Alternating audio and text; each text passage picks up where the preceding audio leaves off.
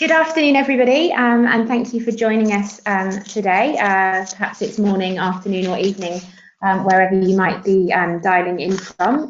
By way of introduction, my name is Amy Major. I'm one of the MBA recruitment and admission managers here at the business school. And alongside my recruiting and admissions responsibilities, I'm also focused on our initiatives towards working towards gender parity here at the business school, and heavily involved in the recruiting of women to the MBA. This afternoon I'm joined by three of our students who have just come from the official MBA annual class photo, so do look out on Instagram and you'll see many pictures and stories of students almost getting wet in the rain, but we just managed to, I think, get back in the dry. So the three women joining us this afternoon also happen to have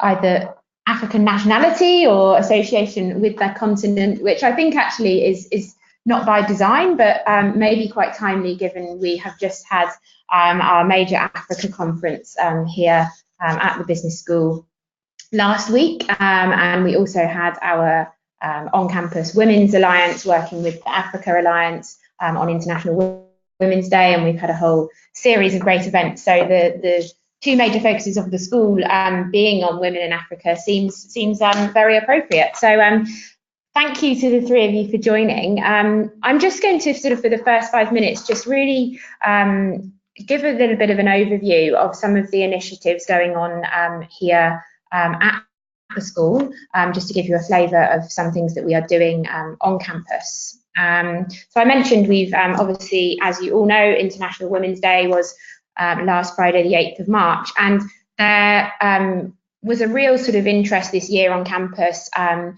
really lots of parties across the school, and we started sort of a working group about sort of 3 or 4 months ago, and very much different people came from across the school to bring a number of events together.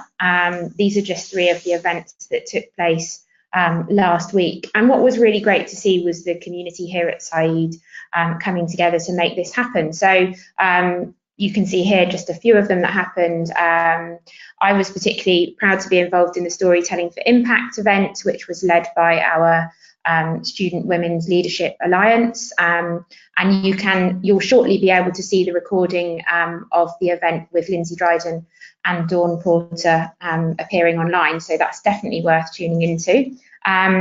We also had Renee Adams, who's a relatively new professor of finance here at the school, present her research on women on boards, and perhaps I know Andile was at the event, perhaps she might share some of what came out of that. It was really sort of fascinating, and certainly sort of threw aside some of our perhaps we look to sort of certain research and we take that for read, we take it as being valid, and she really sort of threw that into the air and almost sort of sort of screwed up the sort of the book and kind of threw out her her interpretations of that. So we then had an exhibition here in the business school, What Women Want, which was really the sort of story of how women are presented through marketing over the last 100 years, and it was quite revolutionary to see the school displaying what was sort of very brave and bold images, and it got people really talking on campus, which I certainly found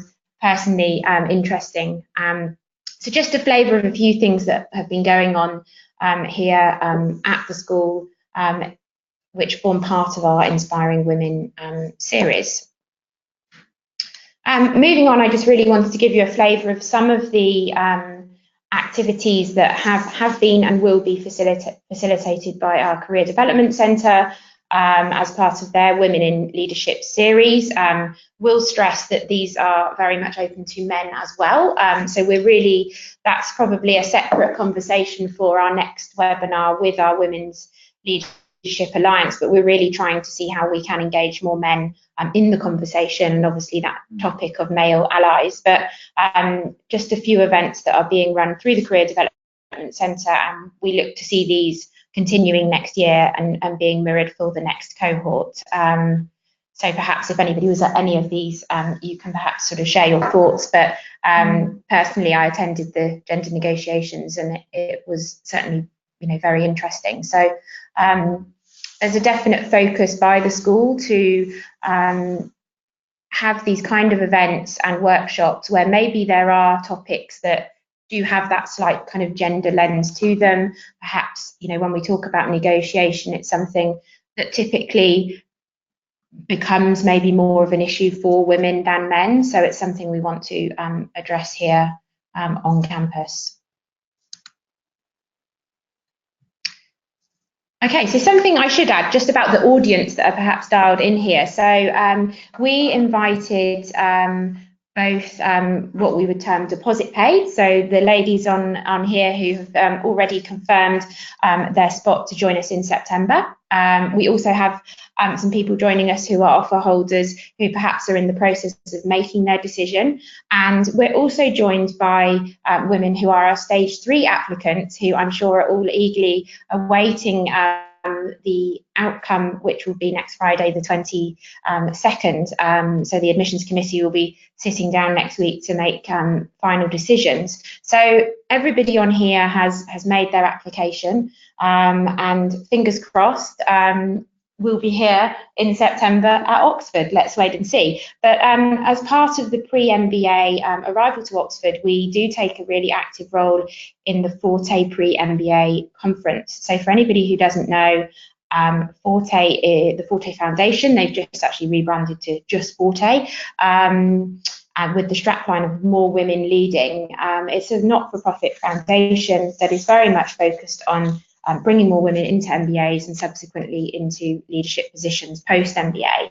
And they have this excellent conference that this year will be in Chicago on the 28th and 29th of June. So it's really just to alert it. Everybody who has an offer will already be aware of this. If you don't yet have an offer and you do receive an offer, we will be inviting you to the conference. And Saïd is happy to support the conference fee for all of our incoming women, which if you can grab the early bird ticket price is $260. So just to really, share some highlight feedback from some of our ladies who attended last year. We had, I think, 22 of the incoming women join. One tip from me is, from a sort of careers focus, Forte does tend to be quite North America focused. So I wouldn't say that this isn't worth attending if you're traveling from another continent of the world, but there perhaps, if you're thinking about your budget and your precious time, there could be better resources here in Europe and in the UK once you arrive on campus. I just really want to stress that, because I would hate to see somebody spend a lot of money on a flight, accommodation and time out of work for something that does have quite a North America focus in terms of the context of the conference. But of course, you are more than welcome to attend, and there are many plenaries and speakers which you may benefit from.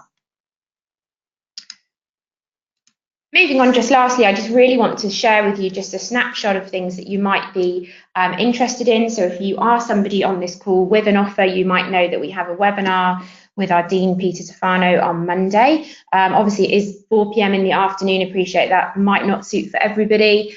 There will be a recording available, so please do not worry. We will be doing a follow-up webinar for the Stage 3 offer holders as well. Subsequent to this webinar, we will have a webinar specifically with the Women's Leadership Alliance Committee at the beginning of the Trinity term, so probably looking at sort of early May time, and that would be an appropriate time for perhaps women that want to get involved in the on-campus activities next year, and potentially the committee could start to share their interest, and the Alliance at this point can share everything that they've been doing throughout the year. We'll also set up a handover group for the Women's Telegram. If you haven't yet met Telegram, you shortly will, I'm sure, on coming to the MBA. It's the larger encrypted version of WhatsApp, where you can obviously share anything you wish to. I'm sure the ladies have Telegram pinging constantly on their phones, although if they're wise, they've silenced it several months ago. I just urge you to go and watch the recording of the Renee Adams talk.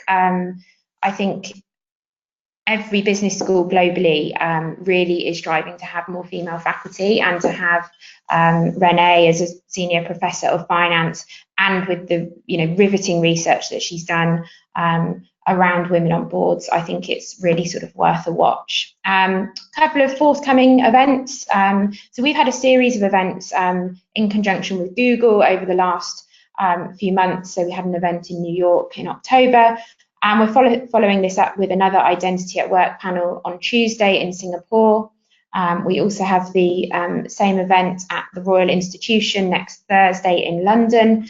And obviously this date in September is rather close to the beginning of the MBA, but I didn't want to not put it on there. We'll be at Google San Francisco carrying on the series in September. So really just a few things there to sort of stay tuned. In the follow-up we send out, we will provide any of the links relevant to these events to sign up. So I think that's enough of my dulcet tones. I would love to, let's go back. Oh gosh. Revealing my terrible IT skills here.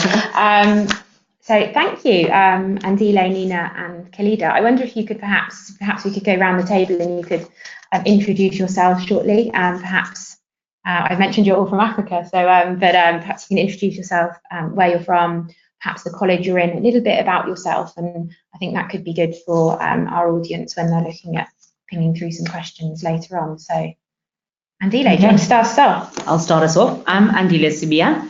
I am from South Africa. I am a surgeon and doing a bit of a hiatus here in the MBA, and then going back to that with hopefully some excellent new skills. I'm here with 2 of my children and loving it. Thank you. I'm Khalida. I'm originally from Nigeria. Prior to the MBA, I was working in London in oil trading.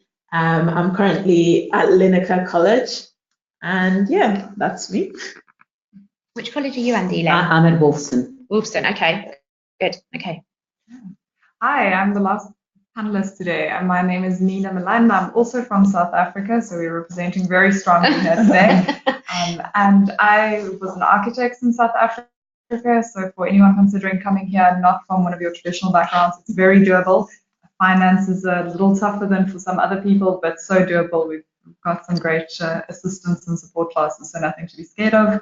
I'm in St. Hugh's College, and yes, having a great time. Can't believe we're halfway through already. Yeah, nearly. It's so I mentioned we've had the class photo today. We're about 2 weeks away from the end of the term, and I think I can't say thank you enough to these ladies for joining us this afternoon. It's an incredibly busy time for the MBAs right now, so thank you again. So you're all from one continent, but what echoes is that you're all incredibly different. So I wondered, sort of, Nina, touching on your point there, you talked about coming from maybe not an atypical MBA background. I certainly find when I'm speaking to people that when they're applying, when they're considering coming to this, there's always that little more hesitation if you're not in finance or you're not a consultant, and you see yourself as maybe being different. How have you found that in a little bit more detail coming to campus and to the course? Yeah, I think it is a little bit intimidating when you walk in here and a lot of the people who are around you are from those traditional backgrounds. However, I think the Oxford class is a little bit different. We are really diverse. It's definitely not uncommon to find people here from different backgrounds. And I think the school does a lot to help and support, to offer support classes for people who's not from financial backgrounds, for example, and that really helps. And I think in some ways you've got a good angle, because if you're putting groups together, people are also always looking for diverse skill sets, so it actually counts in your favor in some ways to not be from a traditional background and to just be able to bring a bit of a different perspective in a lot of group projects. And you make a lot of friends very quickly. Make sure you make some with some finance people when you need help before the exams. And that really helps as well. But I kind of see it as I'm getting the maximum out of this course because everything is new to me. So every class I attend is something new and something new to learn and something to add to my skill set. Whereas I think if you are from a background where you feel like you've covered some of it already, maybe you have more free time to go spend on other activities on campus. There's just something for everyone here. Like, you'll never be bored. It's not possible. I think if you do the MBA 5 years in a row, you still won't do everything they offer. Yeah.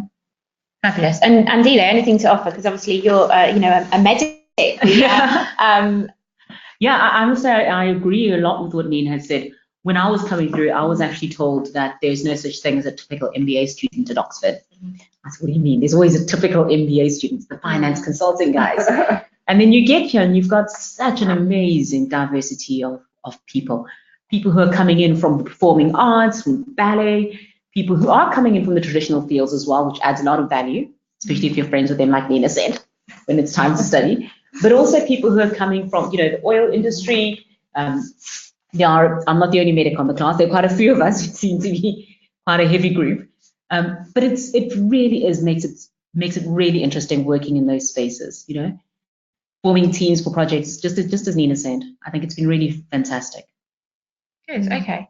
And obviously we sort of touched on the audience that are dialed in here today and who will be receiving the recording of this session. So you've all passed that GMAT or GRE hurdle, hopefully, and that is something in the past, unless you're somebody looking to improve your score before you come onto campus. So, but hopefully that box is ticked for most people. So you've either firmly put your foot in the sand and you're coming here in September, or you're on the verge of that. I wondered, if you cast your mind back to this time last year, perhaps you could share like what stage you applied in, and maybe just if you had a couple of tips for, pre-arrival to the MBA or pre-planning. Perhaps we'll have a few questions around this coming. Yeah, I can start with that one. So I was actually quite a late applicant last year. This is Khalida speaking, by the way. So I applied in round 4 last year, well, the penultimate round. I believe it's changed a bit this year. This meant that I received my admission in May. So I only had about 3 months to get my life together and make the move to Oxford. And if I could go back, I guess the biggest thing that I was quite surprised when I got on campus was how quickly recruitment starts. Like literally the first week on campus, we had employers coming in. We had to submit our CVs for jobs, and I had an interview within the second week of arriving in Oxford. So my advice for people who, especially people who are looking to make a career change, so I was looking at consulting and coming from a different industry. This means, if you know what the consulting interviews are like, they're case studies. So I would advise that if you're looking to make a change into that industry, for example, start looking into what you need to do to break into the industry. Through the summer, the careers team would support you with help with your CV. Make sure you take full advantage of that when they ask you to rejig your CV, so that by the time you come on campus, your CV is ready to go. And I would say start researching as well on the industry you want to move into and start building your network there. There's a lot of pre-MBA events that would be hosted, and the admissions and careers teams would let you know about some of those. But definitely attend events in wherever you're based and start building your network in the industries you want to go into after the MBA. Excellent. Yeah, I think I'm going to take a slightly different view on this, just to kind of cover it from all angles. So I was also quite a late applicant, but I think some people come into the program knowing what they want to get out of it when they leave. Like Khalida obviously had a strong idea in which direction she wanted to go. And a lot of other people come in thinking that they know where they want to head and halfway through decide something else, or come in not really knowing what they want to do after this year and exploring all the opportunities. So I think from that stance, that is all right as well. And there's so much guidance and executive coaching through the Career Centre, and I mean, loads and loads of people in the industry to talk to here. So that is also right to enter with that mind frame. However, where I do agree with Khalida is do what you can to come prepared, and prepared may just be making sure you arrive a little before the course so you can get settled and actually start in time with everything organized, and not spend your first sort of month at MBA still trying to settle and open bank accounts, etc., and missing on half of the things that's actually happening on campus. And then building up a bit of a network before you come here. And it doesn't have to be a drastic network, but just, starting to familiarize yourself with some of the people in your class potentially, or just going to some of these events. I think it almost just kickstarts you in the networking mind frame and gets you going and have your first few awkward conversations even before you get here to get in that practicing that skill. Good. And Andile, obviously you didn't come here on your own. You have I brought little people with me. Yeah. So when did you apply? And so I was in the same round as Khalida, actually, also right at the end.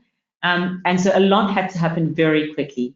Okay. But I started the research process and lived in hope that everything would work out. So by the time I'd kind of went for my interview, I knew which area I needed to be in to be able to find the right schools for the children.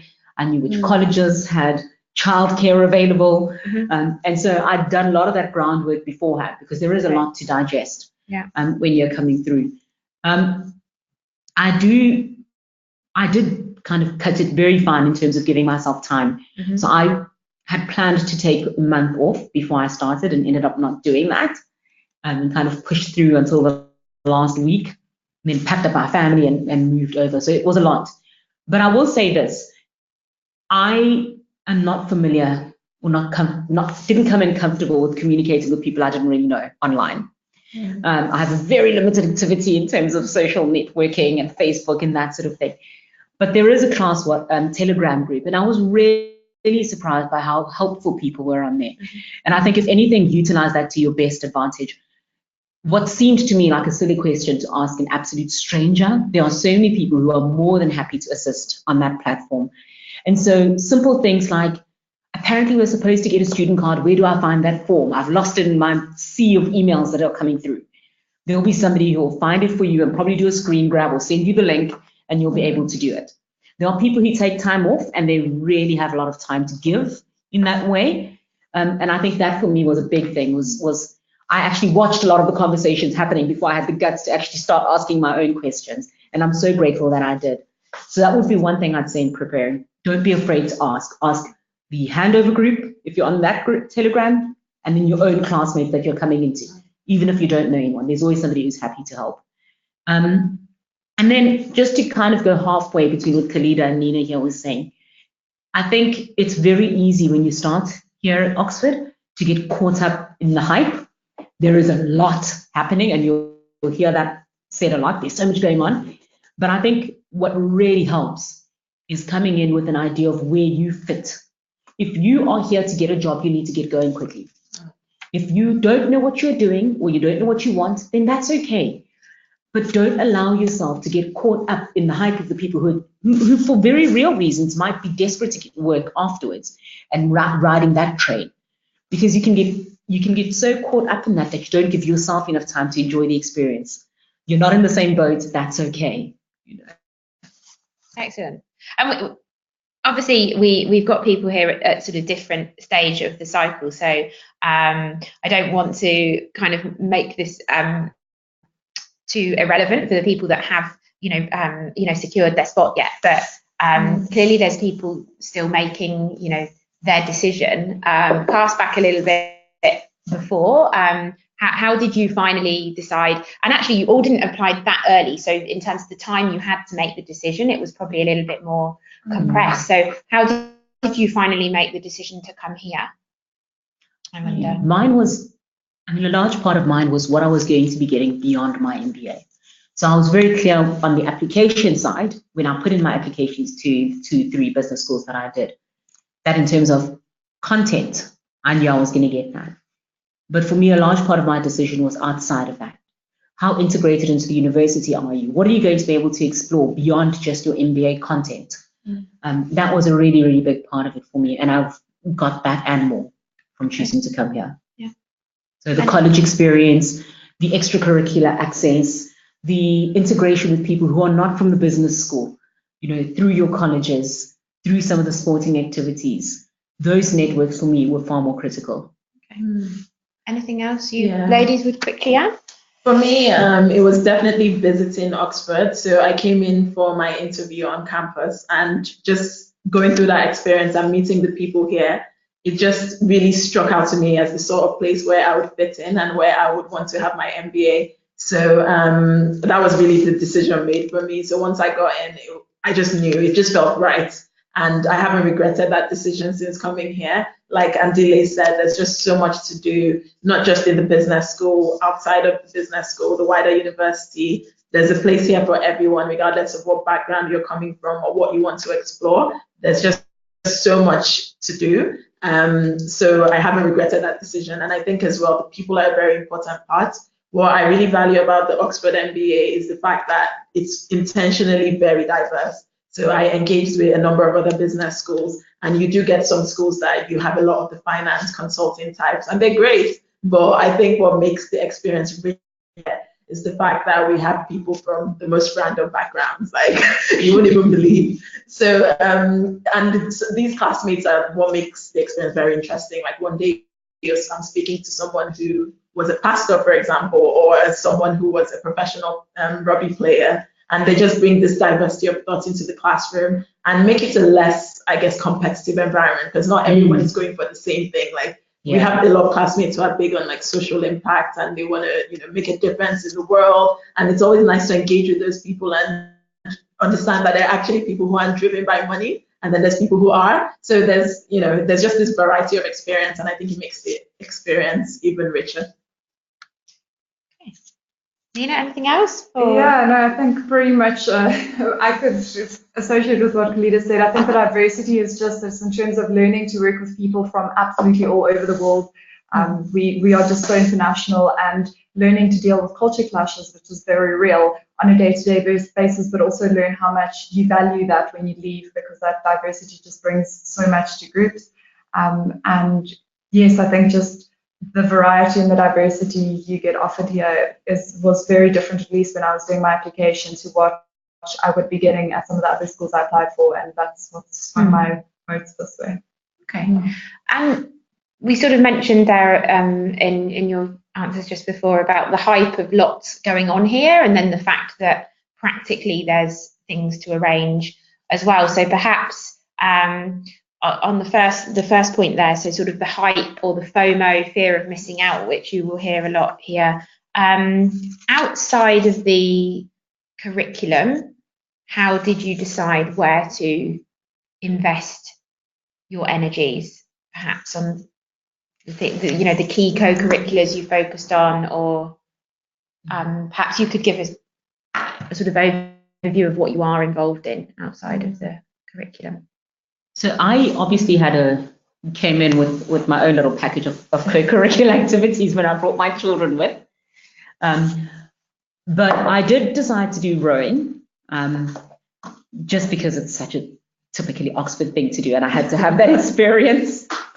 And it was a lot of fun. I don't do it now because it's winter and I cannot bear the thought of being on the water at that time in the morning in the cold. But I did do it for the first term, and I absolutely loved it.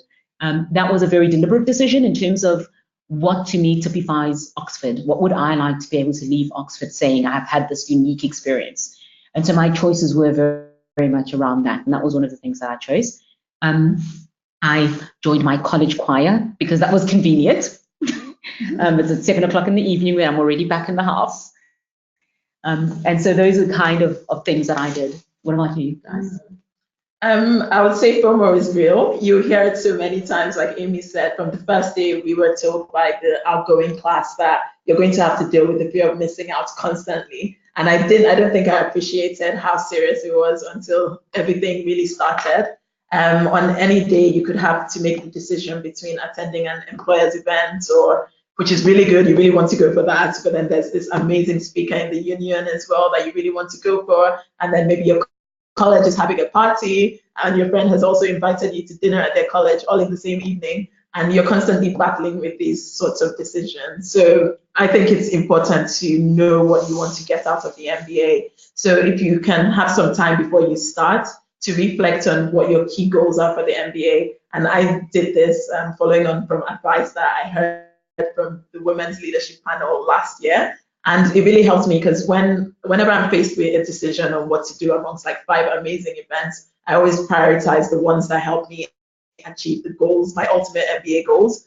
I mean, that's not to say I'm not having fun as well. So definitely still try to have some fun in there, but I tend to prioritize the ones that help me achieve my goals. And then whatever is fun, I guess, and helps me stay calm in the midst of all the madness.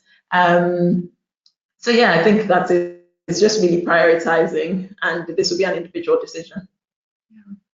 I think for me, it was some way of looking at everything that's offered and asking yourself, okay, what am I going to get out of this? But also, what can I contribute? And what do I want from every activity that I do? Just because there's so much that's interesting and fascinating and cool, but like, is it really like worth spending your time on it? It is an expensive year for everybody. It's just one short year. So to just select those things quite carefully, I think that's a good tip. But at the same time, I don't want to say that means only do career-focused things. Like have that passion project too, or that time out thing in your life as well. Make time for things, whether for you that's a running group or a yoga group or a drawing group or whatever it may be. Do something that you can take you away from the MBA for like 5 minutes as well, and just give yourself some mind space, because I think that's just as important as staying focused and directional. Good. And I'm sure many minds and people there, and a couple of questions that are coming through already, people are thinking about practical elements, be it accommodation, college, bank accounts, getting a UK phone. I'm sure most people here are coming internationally to the programme. Any tips from a practical element that you would mention? And perhaps we can do a bit of a deeper dive into how you navigated accommodation and different elements as well. But anything overall in terms of practical logistical tips you would give? Yeah, I think that's a tough one, because it does kind of flood you when you come close to the time. Yeah. I quite simply just drew up a list of everything I needed to do, and then kind of worked on what I need to do within the next week, 2 weeks, 4 weeks, so that I could actually plan it out. Because when you do get here, you do feel like you have to do everything at once. But there are things where you can get away with delaying a bit. For instance, a cell phone. You can use your international WhatsApp while you're here for a few weeks or a few days. It's not the most, I found that it wasn't the most critical thing, because I already had Telegram, so I was able to communicate with my classmates, and a lot of the communication happens through that. The bank account, as long as you can kind of cover yourself for a few weeks in terms of your international transactions, that's the sort of thing that is nice to get sorted out quickly, and a lot of people panic about it. But there are ways to kind of get around it if it doesn't happen exactly in the first week. Some of the stuff you can actually do beforehand. I think some of the cell phone providers, gift-gaff, will post you your SIM card if you're really that desperate to be on a UK number from the day one. And I think some of the banks as well, you can apply from international, Monzo, and what was the other one? Revolut. Yeah. I think that's maybe the thing that throws people the most. If you want to open a bank account here, like a old-fashioned brick and mortar bank account, when all the students arrive, you actually have to make an appointment to open a bank account. You can't just walk in. So then it could take up to 3 weeks if you didn't have someone book an appointment for you in advance. But like, stop stressing, because Monzo and Revolut and all of those online banks are there, and it's free to open an account. So even if you do that just for the first 3 weeks, a lot of our classmates didn't even do anything else after that. They just stayed with that. Some cards are easy as well. Like you mentioned, you can just get them posted to you or pick them up. It's not like you need even like a proof of address or anything like you do in some countries. So it's really quite simple to get settled. Okay.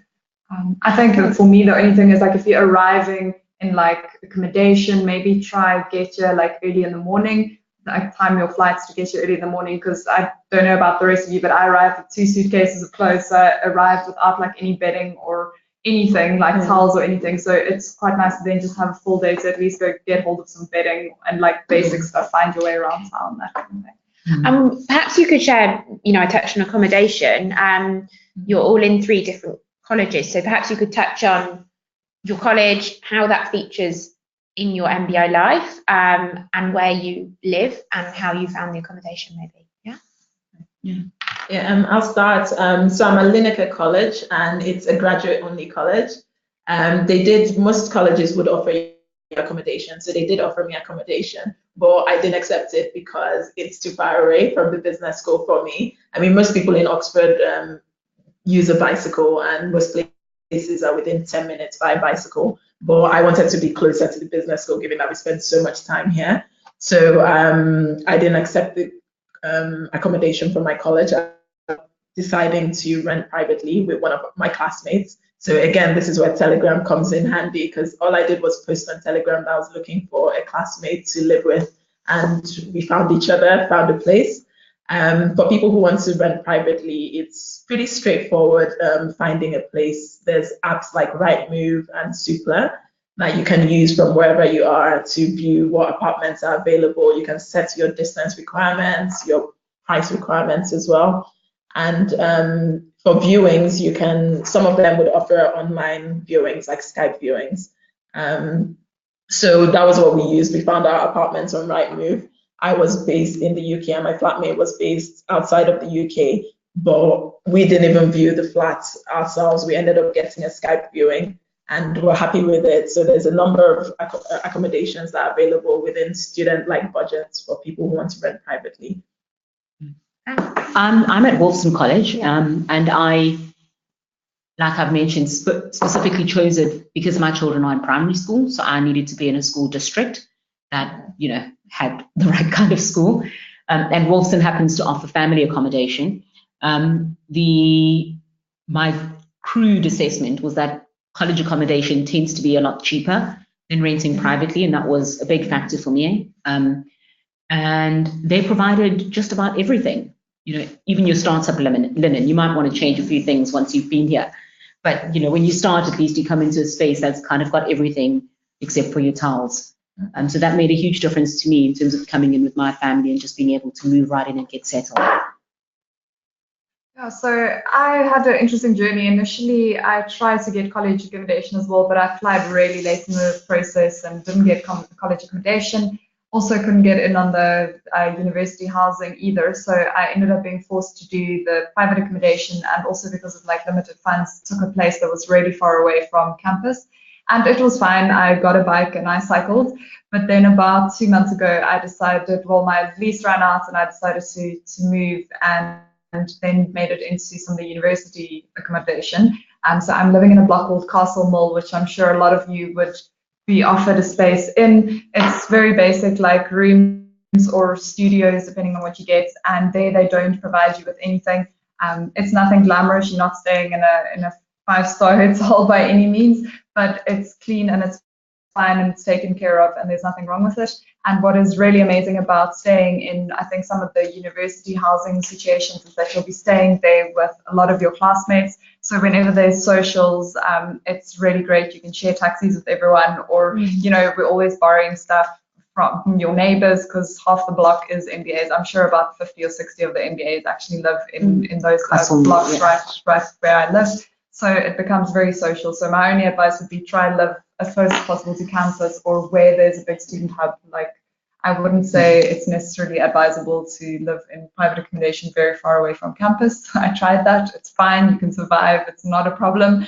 But it's much nicer to be a bit closer. Yeah. You don't have the normal network. Absolutely, that you have. So interesting though, there's 3 of you here, somebody in college accommodation, someone in a private rental, and Nina, thank goodness, now in central postgraduate accommodation. So definitely my recommendation. Obviously, I know there's a few of you on here who don't yet have the offer. Once you do, through the MBA post offer site, you can then get access to the central postgraduate office. I would recommend that if there's stage 1, stage 2 offer holders on here who don't yet have their college or aren't sure of the accommodation that they will take as yet, it's still worth getting on that list. So definitely worthwhile. So, and if you're looking at postcode or zip code, you want to be looking at OX1 or OX2. The areas might be Jericho. I'm going to type that in. That's a good area for private accommodation.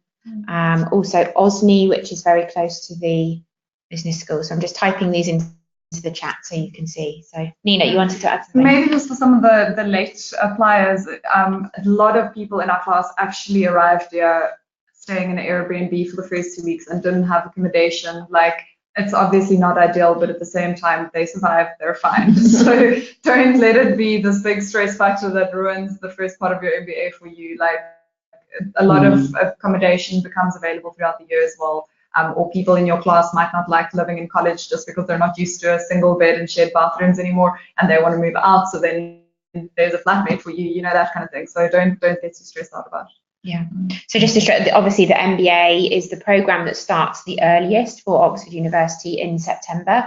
Most of the all of the undergrads do not arrive until probably the second week of October. So therefore, some of the accommodation through the colleges might not start until the end of September, which is where Nina said some people were maybe in an Airbnb for a week or two. So yeah, we did 2 weeks. Yes. Okay. Yeah. I mean, I certainly recommend doing this early on. I remember liaising with 2 ladies who came to the Forte conference in Atlanta last June, and they were talking about living together.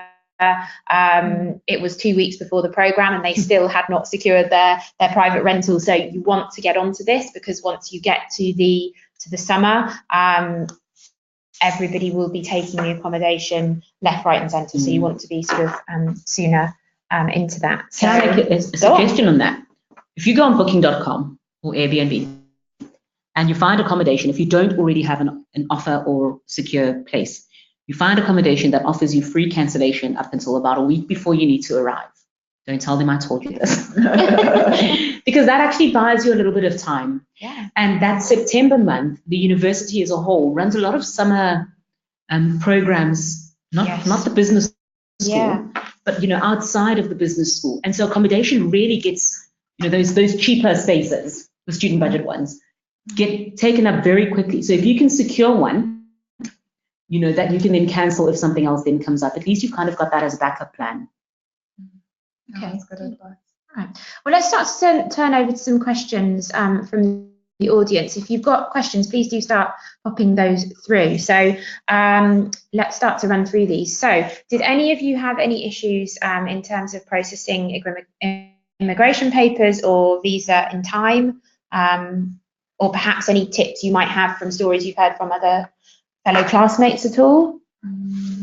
Mine was all pretty much last minute once again, and it seems like, as long as you give them the amount of time that they say they require, but then you'll be fine. I think the minute you have your university papers behind you and they see you've got a solid offer from Oxford, people generally don't tend to have too much trouble.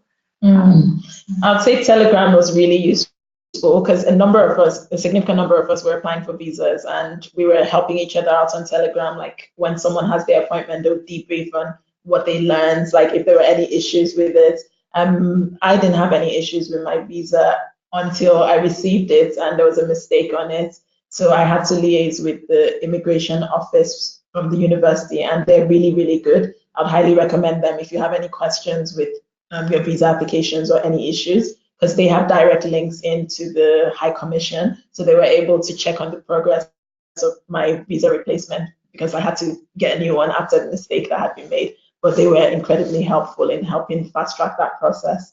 And I believe Oxford are also on a pilot scheme that gives us an extended visa over other universities in the UK. So instead of your visa running out at the end of the course in September, it would run out the following March. So you have a visa for a year and a half, which is an extremely beneficial added benefit, because you can work. I know some people from the previous class are still hanging around working on their student visas.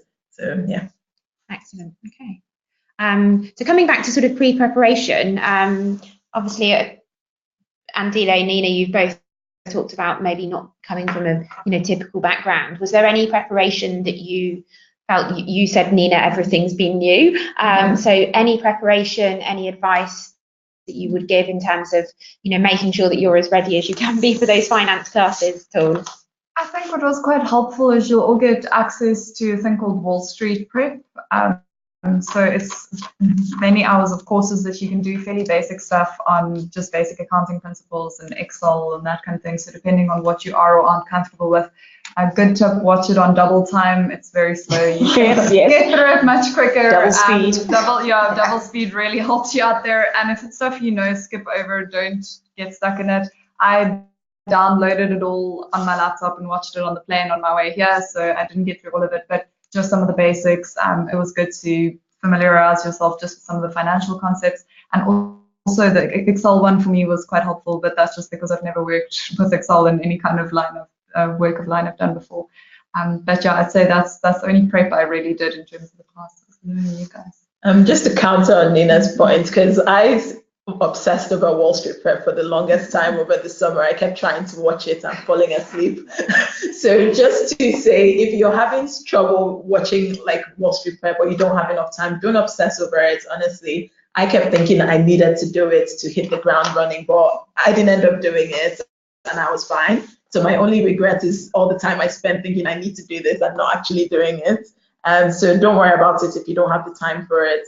When you come, you'll be taught everything you need to know. I ended up using Wall Street Prep to prepare for my accounting and business finance exams. So it was useful eventually, but I didn't miss out on having not done it before coming into the program. But if you feel like you want to do it, definitely do it. But if you don't have time to do it, don't obsess over it. I'd echo Khalida on that. I had absolutely no time, had great plans, had no time, didn't do it, but did just fine. Yeah. So it's great if you really worried, but you really don't need it, not for the first semester at least. Yeah. You really, the classes all start off at such an accessible level.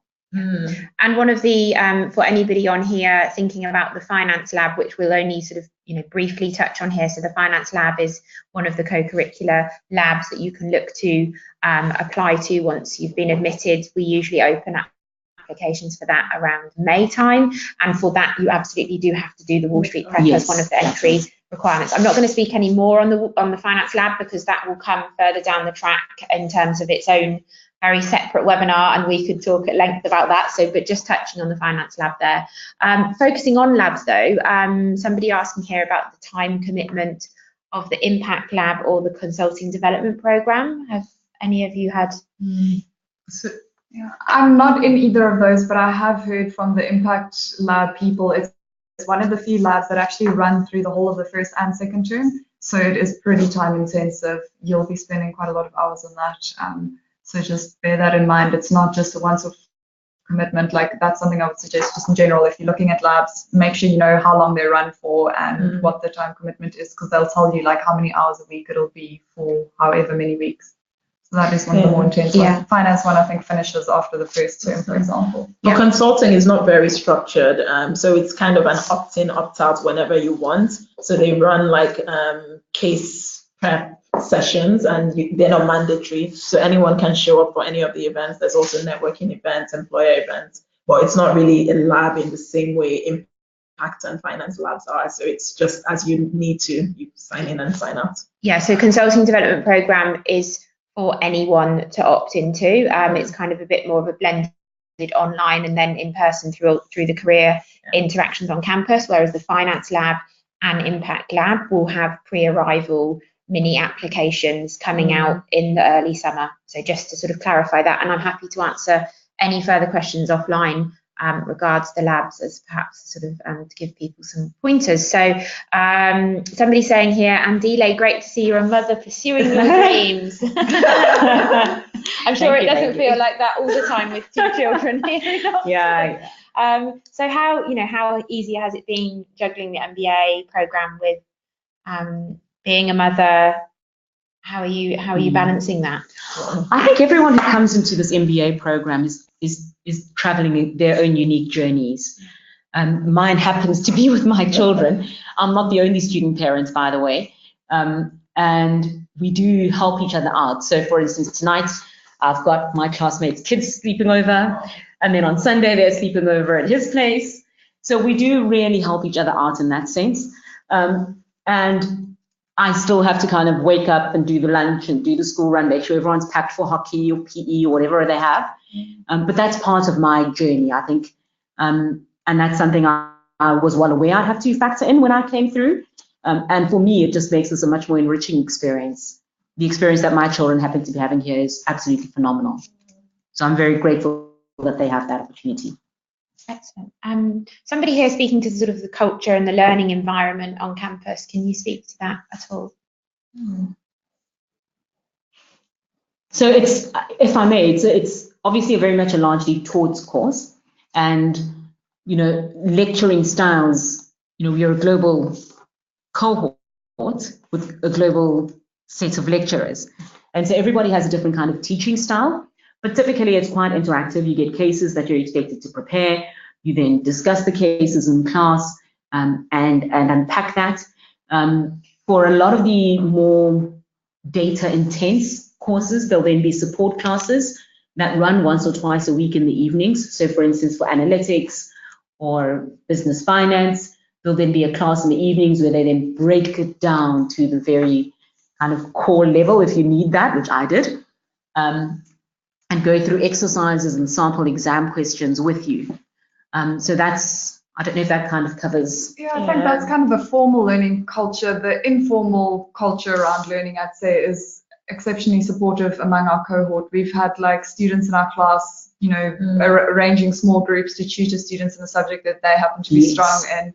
And I find overall our cohort is very supportive of each other. Often, you'll see someone post a photo of someone else who did something great somewhere just to let everybody know, and kind of bragging about your classmates. So it's an absolutely like supportive environment here. Yeah, and just to add to that as well, I guess this is a blend of the formal and informal, but we also have study groups. So you would be put in a group with 5 other people, and you tend to do most of your group work with them. And the study groups are intentionally diverse as well, so you get an opportunity to work with very different people. And I think that's also adds to the richness of the learning. Fabulous. Okay. So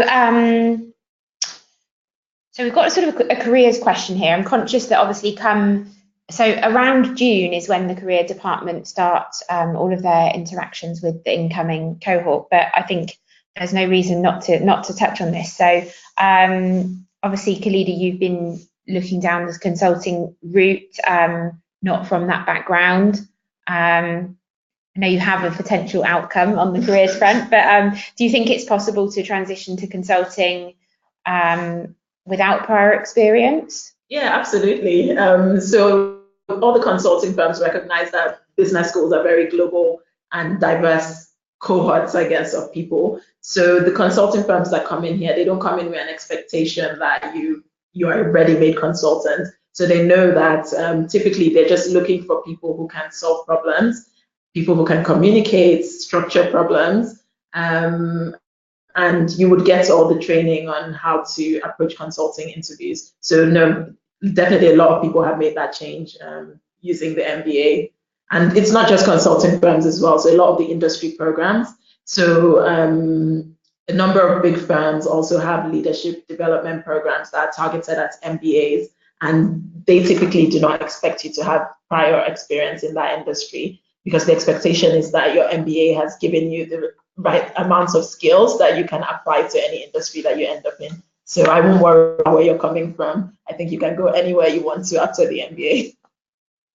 And this person has also asked about maybe if you were looking to move into investing. I think, my advice being in recruiting here is that you would want to look to sign up to the finance lab. I think that could be definitely quite critical if you don't already have that background, and just be really aware of the competitive, how competitive some of those internships will be, in the large firms and banks, particularly in hubs like London, New York, Singapore.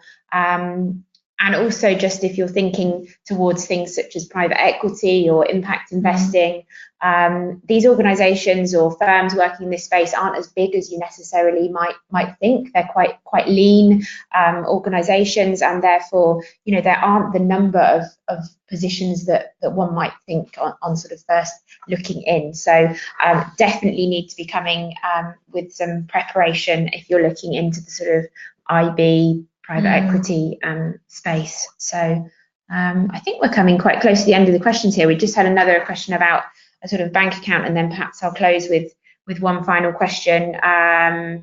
Would anybody keep a non-UK bank account if they have a credit card with no international transaction fee? Well, I've done that. Yeah, I was going to say, one of my friends does that as well. I keep telling her to get a UK bank account, but she refuses. Yeah, so some people do. I have my primary bank account is my South African bank account. My bank allowed me to open up a parallel account that sits in pounds. So that's a South African card with the South African bank. and I transfer my South African rands into that account and converts into pounds. And it works like an international credit card where I can swipe without any additional fees because it's in pounds.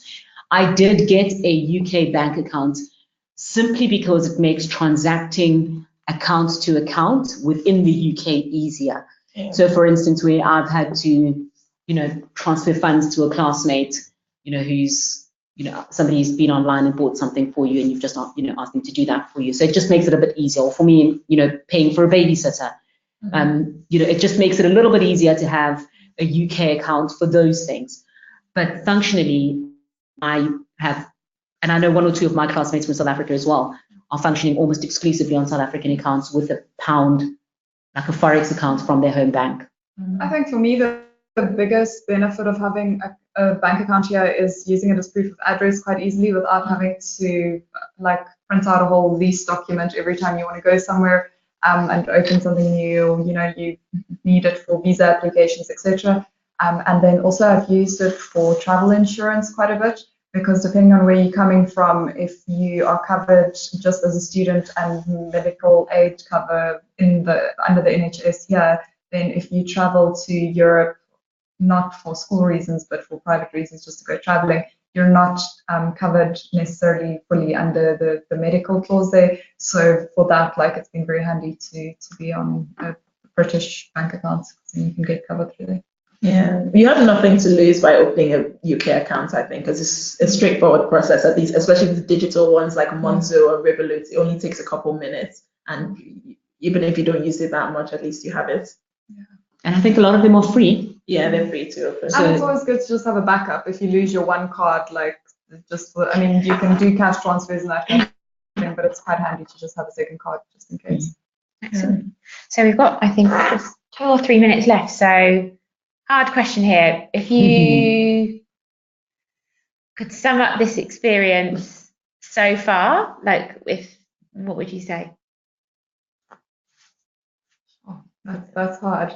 I think just overstimulating, absolutely. But in a good way, in a very good way. I think it's not often in your life you'll be so challenged on a day-to-day basis, but in every good way. I'm going to steal one from the Saïd Business School values and say transformational. I think the whole experience, whether you come in with goals and how you want to transform yourself or not, you're going to be transformed, whether you like it or not. And a lot of the learning is actually subconscious. But when I take a step back, the few moments we have to do so and reflect, and I think of how I was coming into the MBA and who I am now, and I just see so much has changed in the way I think, the way I approach things, and I don't even realize where the change has come from. I think it's just a culmination of everything you're doing, all the interactions you're having that are just building you as a person, and you're going to come out of the MBA, slightly different or transformed. So I'll say the whole experience is transformational, and it's going to be different for everyone, but one thing is certain, is you're going to change in some way. I don't know if I can say it better than the ladies have. Yeah. How you managed to grow and have 2 children and take on the world. Yeah, it's, for me, it's been very much about accepting my own path and everyone else's path. I think that's kind of been my theme throughout, is that we're all on different journeys, and expecting my journey to be the same as somebody else's is just going to leave you feeling lacking in some way. And getting a very clear sense of what you want out of your MBA very early helps you achieve that, I think, because then you don't, FOMO is real, but it's easier to make a choice when you know what you want to get out of this experience. And for me, I've certainly been getting almost everything out of it. Excellent. Well, somebody said, love that. Excellent. Well, it's also Friday. Wishing everyone on here a great weekend as well. Thank you for listening in. I think it's been great to get your perspectives, and I think we've touched on different elements there, from finance lab to impact lab to getting a bank account to accommodation. So I think there's some things there that probably you've all been busy noting down, some things that you'll need to plan before arriving to campus. I'm personally here as a resource, so please do reach out to me. I'll share my email address now. I recognise a few of the names on here. I'm wishing the absolute best of luck to the stage 3 applicants that are on this good luck, call. guys. Yeah, good luck. And you know, there's going to be lots more information coming down the pipeline. We've mentioned Telegram a few times. When you have your offer, you can get access to Telegram, but if there's any resources that you can't find, if you're getting stuck or lost, please do email me at any point. Looking forward to all of the sort of Forte interactions regards the conference and all the kind of on-campus activities that we're planning for the Women's Leadership Group next year. So I already heard of a potential exciting speaker for the 29th of October this year. It's impossible to think that we're looking beyond the time where these ladies won't be here, because it seems impossible that it's halfway through. So with that, thank you very much for listening in. Really good luck to all of you, and have a great weekend. Thank you. Thank you. Bye.